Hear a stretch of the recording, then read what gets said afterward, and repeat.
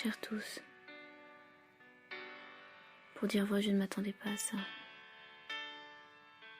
J'appréhendais que des amalgames terribles soient engendrés et nourris par les événements de ces derniers jours. J'avais peur que des gens ne distinguent pas mes amis d'origine ou de nationalité étrangère, mes amis musulmans, de ces individus qui ôtent la vie au nom de rien. Mais dans un mélange d'émotions inattendues, le chagrin et la peur se sont mêlés à une lueur d'espoir et une immense fierté. J'étais si fière de voir mon pays s'unir. Je nous voyais main dans la main, face à la douleur d'avoir été bafoués dans nos droits les plus fondamentaux et trahis dans nos croyances les plus intimes et profondes. Pourtant, plus les jours passent, et plus peu à peu ce mélange de sentiments devient aigre. Je vais me réveiller, parce que j'ai l'impression terrible de perdre pied. Pourquoi donc s'acharner à vouloir démonter cette belle union? Pourquoi soudain traiter de moutons les milliers de personnes qui se soulèvent enfin pour une cause commune? Pourquoi voir le mal partout? Je ne comprends pas. J'observe que le diviser pour mieux régner n'est pas du tout là où je l'attendais. Je vais vous dire franchement ce que j'en pense. Et je vous prie d'essayer d'interpréter mes propos à distance de préjugés. À vouloir à tout prix disculper ces individus, c'est là que l'amalgame est nourri, gavé même. Quelqu'un d'extérieur a vite fait d'y voir un soutien à leur cause. Et je dis ça pour heurter volontairement, parce que je sais qu'aucun musulman digne de ce nom ne soutiendra de tels agissements.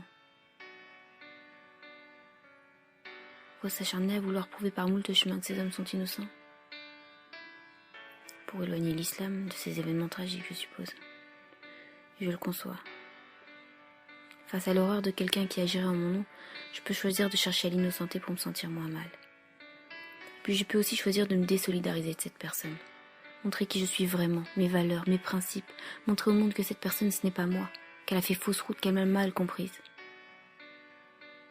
Vous, mes amis musulmans, vous avez un avantage sur moi. Vous êtes des millions à pouvoir montrer qu'une poignée de personnes fait fausse route. Ne vous acharnez pas. Ne perdez pas votre temps à vouloir démanteler le complot du siècle, au risque d'obtenir l'inverse de ce que nous cherchons tous, à savoir ne faire qu'un peuple.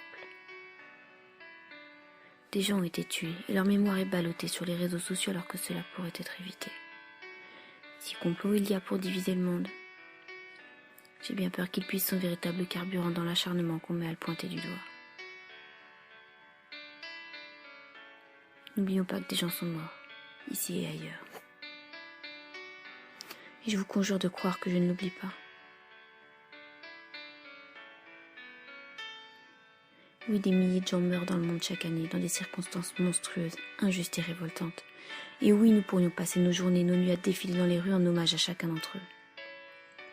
Mais pourquoi se plaindre aujourd'hui du mouvement populaire alors que justement les gens réagissent enfin? Parce que ce sont des Français qui réagissent à quelque chose qui s'est passé en France? Au secours. Je m'excuse d'être française, d'être touchée par quelque chose qui s'est passé sur le sol de mon pays.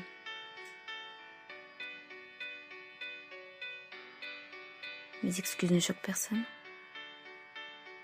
Pourtant, c'est tout aussi incohérent que ceux qui s'excusent d'être musulmans. Arrêtons d'être désolés d'être nous, et soyons fiers de ce que nous sommes. J'ai lu un peu partout beaucoup de mots qui évoquent l'hypocrisie.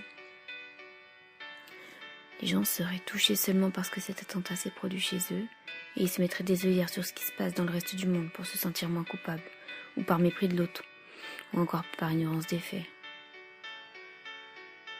Alors que si vraiment ils étaient concernés par le combat antiterrorisme, dans son sens large, ils seraient touchés, comme eux, ceux qui parlent d'hypocrisie, par tout ce qui se passe par-delà les frontières. Pardonnez-moi, mêlez à l'hypocrisie. Cherchez de quoi se désolidariser d'une cause en évoquant d'autres. La solidarité n'a pas de demi-mesure et ne devrait pas avoir de limite. Qui est horrifié par les monstruosités commises dans le monde doit être solidaire du sentiment d'horreur provoqué par la barbarie qui a été commise ici. Qui est horrifié par la barbarie qui a été commise ici doit se rendre compte et se sentir concerné par les monstruosités qui se déroulent dans le monde.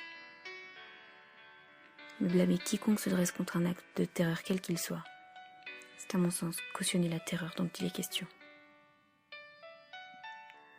J'ai peur vraiment. J'ai pas peur des extrémistes armés. Eux sont perdus, n'ont plus la faculté de penser. Avoir peur d'eux, c'est comme avoir peur de la maladie. Elle est là, faut faire avec. On peut chercher des traitements, mais on peut pas vraiment l'éviter. Non, j'ai peur de tous ces hommes, toutes couleurs et toutes religions confondues, qui n'arrivent pas à simplement marcher côte à côte. J'ai peur de ces gens qui ne comprennent pas qu'on puisse avoir du chagrin pour une cause, une idée, un principe. J'ai peur et j'ai mal. J'ai mal à mon pays. J'ai mal à mon monde.